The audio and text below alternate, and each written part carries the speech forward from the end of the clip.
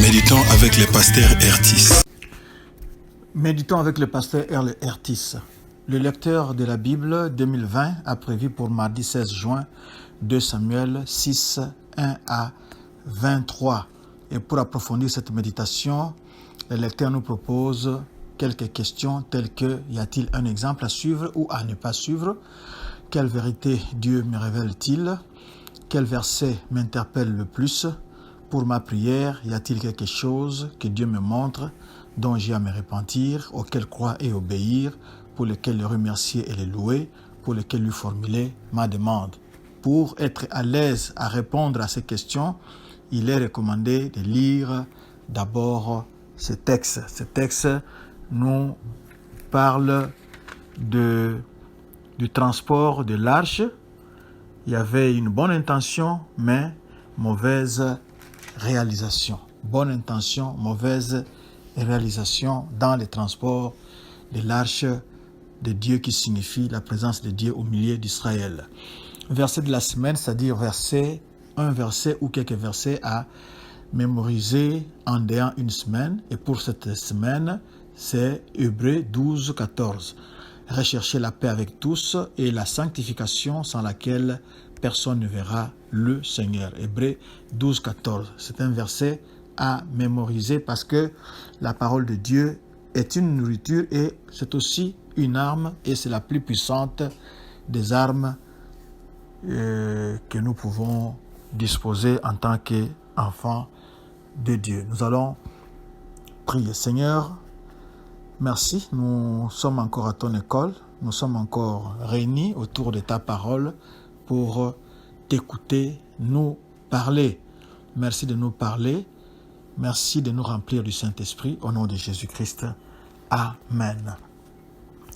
Shalom, bien-aimés, que Dieu vous bénisse. Nous commençons par le premier verset. David rassemble de nouveau tous les meilleurs soldats d'Israël. Ils sont 30 000. Oui, David va rassembler les meilleurs soldats d'Israël. Moi, j'avais pensé qu'ils étaient en train d'aller en guerre. Mais non, c'est pour aller prendre, c'est pour aller accueillir l'Éternel des armées, lui qui est le commandant en chef des armées d'Israël et des armées célestes.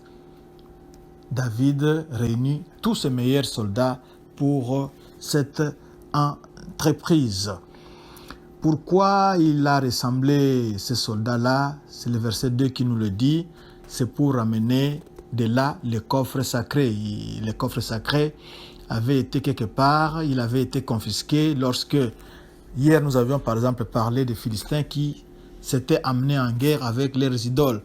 Les Israélites avaient pensé que s'ils mettaient l'arche de l'alliance devant eux pour aller en guerre contre les Philistins, l'arche va leur apporter la bonne chance. Mais malheureusement, ils n'étaient pas en bon terme avec Dieu et l'arche avait été capturée. Et maintenant, c'était le retour. Les Philistins avaient renvoyé l'arche. C'est une longue histoire. Ils ont renvoyé l'arche. Et maintenant, c'est au tour d'Israël de prendre le relais pour amener cette arche à Jérusalem. Ici, il convient de signaler que nous voyons le cœur du roi David. Dans son agenda, il n'est pas allé à gauche ou à droite, à part la guerre provoquée par les Philistins. Il était chez lui, il était en droit de se défendre. Mais ici, nous voyons que son premier agenda, le premier point de son agenda, de son action, c'est de ramener l'arche de l'Alliance à Jérusalem. L'arche de l'Alliance signifie la présence de Dieu parmi son peuple. Dieu aime habiter au milieu de son peuple. Il avait choisi Sion pour être sa résidence. Et David veut accomplir cela. Il est parti chercher ces coffres qui portent le nom du Seigneur de l'univers et il les ramène. Les coffres en question étaient dans la maison d'Abinadab, d'après le verset 3. Alors, qu'est-ce qui se passe là-bas? Le verset 3b nous dit: on les place sur un char neuf et on l'amène. Uza et Aïo, fils d'Abinadab, conduisent les chars. Oui, le char a été placé sur... L'arche a été placée sur un char neuf. Les Philistins, pour renvoyer... Les Philistins n'étaient pas un peuple de Dieu. Pour renvoyer l'arche qui était chez eux, ils avaient vu que la présence de Dieu au milieu de ce peuple-là païen leur causait beaucoup de tracas, beaucoup de soucis, beaucoup de maladies, beaucoup de problèmes. Alors, ils ont préféré renvoyer cette arche-là de Dieu vers sa destination, vers sa place qui est Israël, vers son peuple. David aussi, il copie l'exemple de Philistin et il va mettre les chars, comme on le voit ici au verset 3, il va mettre l'arche sur un char neuf. Bien sûr, c'est une solution toute humaine. Et les chars étaient en train de se déplacer.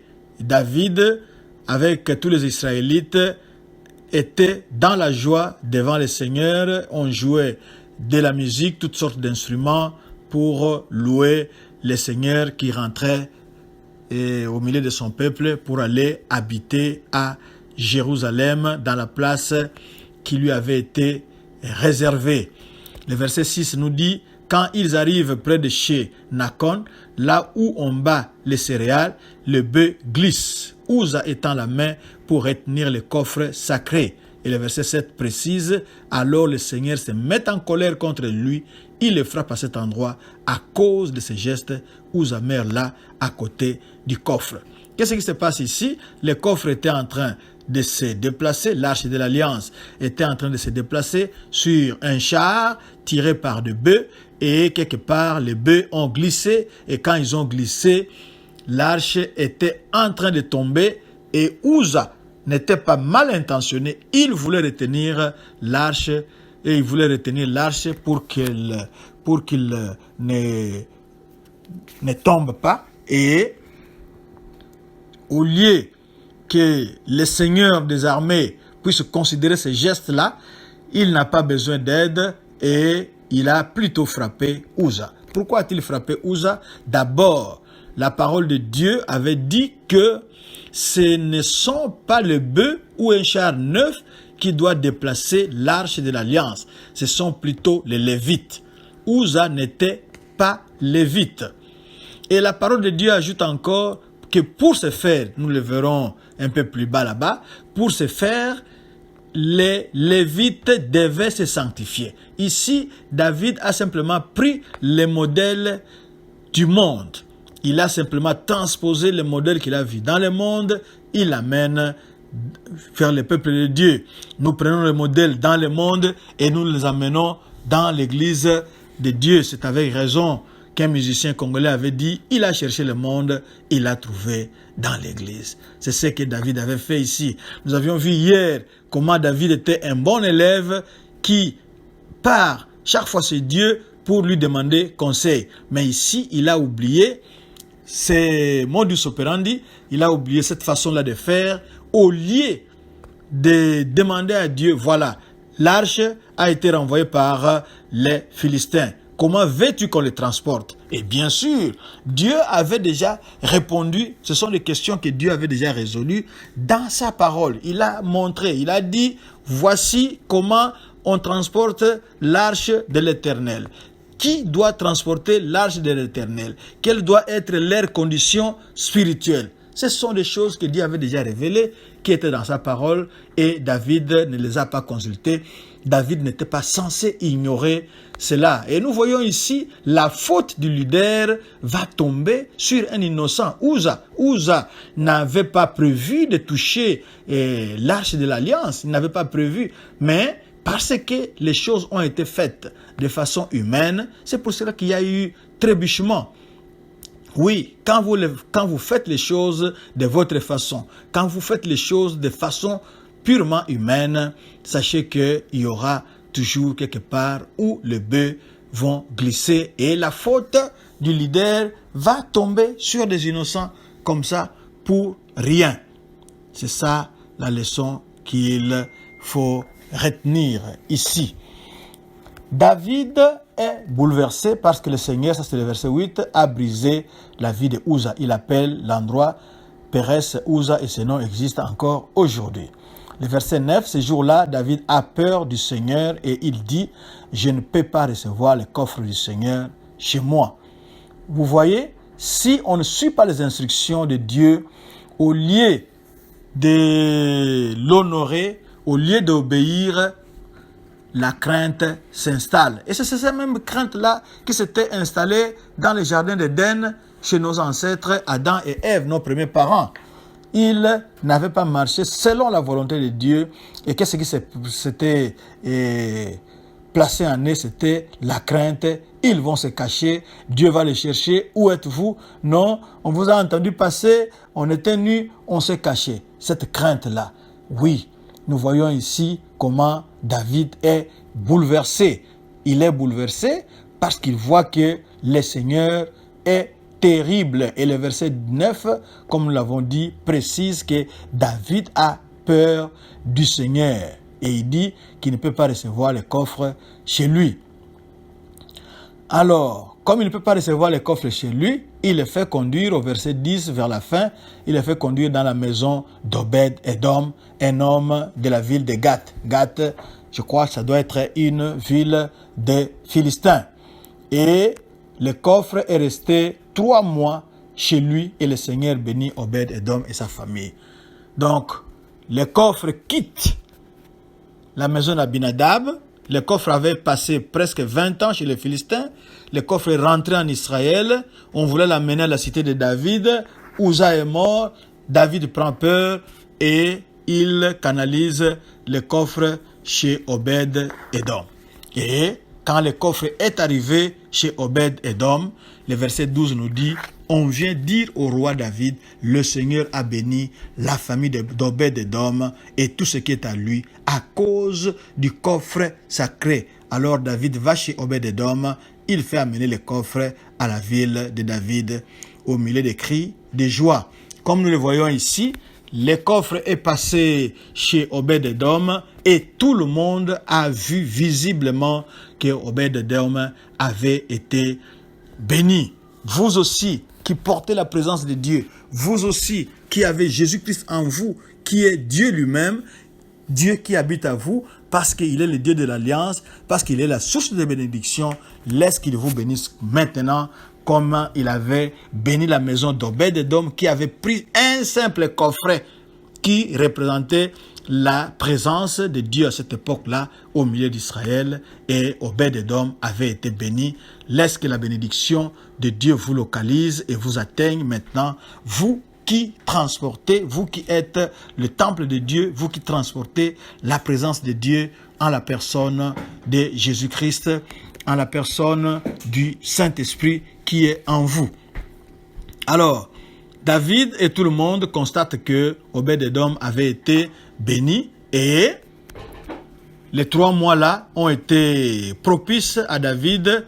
Il a revu la façon dont il fallait conduire l'arche. Ce n'était pas sur un char neuf comme chez les Philistins, mais c'était sur les épaules des Lévites. Et les Lévites ne devaient pas toucher le coffre, mais il y avait des anneaux où ils devaient faire passer les barres et mettre ces barres sur leurs épaules et conduire le coffre à la place qui lui avait été assignée. Et le verset 13 nous parle du transport de ces coffres. Après que les porteurs du coffre ont avancé de 6 pas, David offre en sacrifice un taureau, un gros veau. Vous voyez, la première fois, David avait mis le coffre sur un char neuf comme chez les Philistins et les chars étaient supposés amener la présence du Seigneur. Mais ici, David fait correctement les choses. Ce sont les Lévites qui transportent l'arche de l'Alliance et surtout, Dieu est le Dieu du sacrifice. On sacrifie un taureau, on sacrifie un gros veau après que les porteurs ont avancé de 6 pas. Et 14 nous dit, puis il danse de toutes ses forces pour le Seigneur, il porte seulement le pagne de l'un des prêtres. Nous voulons souligner une chose ici. David était roi. David savait où Dieu l'avait ramassé. En brousse, simple bouvier, simple berger. C'est là que Dieu l'a pris. Dieu l'avait préféré à ses frères qui étaient plus beaux, plus élancés, plus élégants. Et David connaît ses origines. Même s'il est roi, il est roi à cause. Il est roi parce que le Seigneur l'avait choisi, le Seigneur avait rejeté Saül. Et David, connaissant cela, il danse de toutes ses forces. Oui, vous qui ne voulez pas danser pour le Seigneur, vous vous croyez grand à cause de votre argent, vous vous croyez grand à cause de vos diplômes, vous vous croyez grand à cause de votre race, vous vous croyez grand à cause de votre nom, vous vous croyez grand à cause de vos origines. Nous voyons ici le roi David, tout roi qu'il était, il dansait de toutes ses forces devant le Seigneur. Et il y a ici une chose qu'il convient de souligner, on nous dit il porte seulement le pagne de l'un des prêtres. Ici, la royauté de David s'est unie à la sacrificature. David devient ici une figure de Jésus-Christ qui est sacrificateur, roi en même temps. Ici, nous le voyons clairement, David joue les deux rôles. Il est à la fois roi et à la fois prêtre au verset 14 parce qu'il porte le pagne, il porte l'habit des prêtres.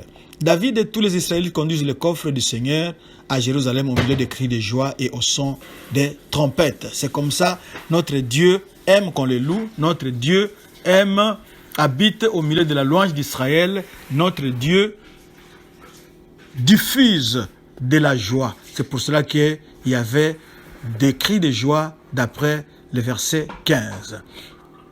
Au moment où le coffre arrive dans la ville, ça c'est au verset 16, Michal, la fille de Saül, regarde par la fenêtre, elle voit le roi David qui saute et danse devant le coffre du Seigneur, alors elle le méprise dans son cœur. Oui, Michal, la fille de David, est comme son père. Ses intérêts sont ailleurs et ce ne sont pas les intérêts du Seigneur. Alors elle voit mal le fait que tout un roi puisse danser, sauter devant le Seigneur qui avait choisi David et avait rejeté Saül. Elle l'a méprisé. Le roi dans son cœur comme son père haïssait David qui a été choisi, qui est oint de l'Éternel. 17, David a fait monter une tente pour le coffre. On met donc le coffre à sa place à l'intérieur de la tente. Puis David offre au Seigneur des sacrifices complets et des sacrifices de communion. Nous voyons comment David honore le Seigneur par plusieurs sortes de sacrifices. Et quand il a fini, nous voyons ici comment il a réuni les rôles de roi et de prêtre. Bien sûr, et on nous dit quand il a fini de les offrir, il s'était fait aider de prêtres, bien sûr, même s'il n'était pas prêtre lui-même. Il bénit le peuple au nom du Seigneur de l'univers. Il a béni le peuple et il fait distribuer une collation à tout un chacun, c'est au verset 19, pour leur permettre de rentrer calmement chez soi. Puis chacun rentre chez soi, c'est la fin du verset 19. Verset 20, David rentre chez lui pour saluer sa famille. Mais Michal va à sa rencontre et lui dit, « Tu étais vraiment couvert d'honneur aujourd'hui, toi le roi d'Israël. Tu t'es montré à moitié nu devant les servantes de tes serviteurs, comme un homme sans valeur pourrait le faire. » Voyez, David vient de servir le Seigneur. David vient du service du Seigneur et voilà comment il est mal reçu chez lui. Vous, épouse de serviteurs de Dieu, comment traitez-vous les serviteurs de Dieu qui rentrent à la maison? Comment les accueillez-vous? Vous les accueillez comme des Michal ou vous les accueillez comment? Vous devez les accueillir d'une façon qui convient. Et cela aussi, c'est vice-versa. Votre femme est servante de Dieu, elle vient du culte, elle vient de servir Dieu, elle vient de l'évangélisation. De quelle façon l'accueillez-vous? De quelle façon la recevez-vous quand elle rentre? Vous devez faire attention à vous parce que nous verrons ici que Michal sera frappé à cause de cette mauvaise attitude. Et David répond très bien qu'il a fait cela au verset 21. Il a fait cela pour honorer le Seigneur qui l'a préféré à Saül et à toute sa famille. Il m'a choisi pour me mettre à la tête d'Israël, son peuple. Ce n'est pas David qui s'était mis là-bas, mais c'est Dieu qui l'avait choisi. Et je montrerai encore ma joie pour lui. Oui, il est joyeux, il est content de servir le Seigneur qui l'avait choisi. Vous aussi, la position que vous occupez là-bas, c'est le Seigneur qui vous a choisi. Soyez dans la joie de le servir. Soyez dans la joie, dans sa présence et abaissez-vous, d'après le verset 22, tel que David dit, je m'abaisserai. Je me ferai encore plus petit à mes yeux. Il va s'abaisser, mais ce sont les autres qui vont l'élever.